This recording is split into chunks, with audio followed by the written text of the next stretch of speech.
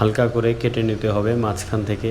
বেশি কাটলে ডিমটা ভেঙেও যেতে পারে, তখন আপনার এটার মধ্যে সালাদটা দিলে ভালো লাগবে না। তাই আমি অল্প অল্প করে ডিমগুলোকে কাটি, তারপর এটার মধ্যে সালাদগুলোকে দিই। এটা দেখতেই অনেক লোভনীয় মনে হইতেছে, তো খাইতে আরও টেস্ট লাগবে অনেক। তো এই সালাদ দেওয়ার পরে আরেকটা স্পেশাল কিছু আছে দেওয়ার, যেটা আপনি এটা দিবেন, এটা হইতেছে তেঁতুলের চাটনি। তো তেঁতুলের চাটনি আমি এগুলার সবগুলোর উপরে দিব। দেওয়ার পরে এটা আমি পরিবেশন করব, দেখি কীরকম লাগে খেতে।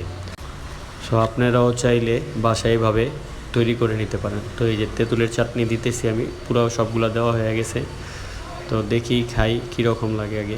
বিসমিল্লাহির রহমানির রহিম। আসলে অনেক মজা, যেটা হয়তো না টেস্ট করলে বোঝা যাবে না। তো আপনারা চাইলে বাসায় টেস্ট করতে পারেন। আর আজকের ভিডিওটা এই পর্যন্তই। আবার দেখা হবে নতুন কোনো ভিডিওতে।